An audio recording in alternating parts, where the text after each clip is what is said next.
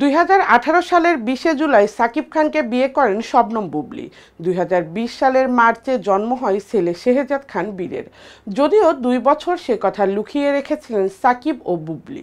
2022 সালে প্রকাশ্যে আনেন ছেলের কথা। তার কয়েক মাস পরই হঠাৎ বুবলীর সঙ্গে তার সম্পর্কের অবৈধ বলে ঘোষণা করেন সাকিব খান।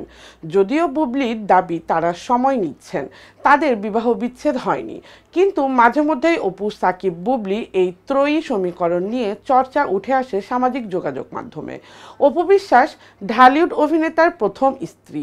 শোনা যায় অপু থাকাকালীন বুবলীর সঙ্গে পরকীয়ার সম্পর্কে জড়ান সাকিব।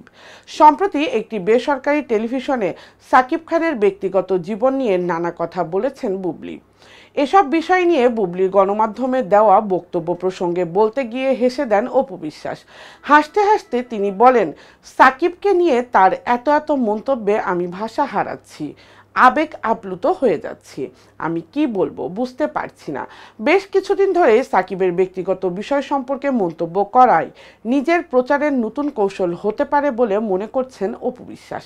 তিনি বলেন, এই যে উনি সাকিবের একের পর এক হারির খবর দিচ্ছেন, কিন্তু আমি কোনো হারি খুঁজে পাচ্ছি না, কিন্তু মজার খবর পাচ্ছি তার মুখ থেকে।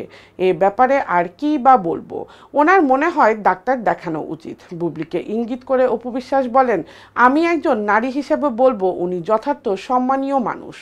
প্রতিটি মানুষই তার নিজের কাছে সম্মানের জায়গা খোঁজেন। তিনি এতটা সময় ধরে তার ক্যারিয়ারের ব্যস্ত সময় কাটাচ্ছেন।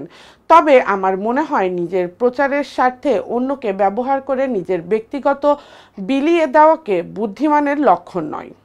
আর যদি এটাই সে মনে করেন তাহলে তার উপযুক্ত চিকিৎসার দরকার রয়েছে।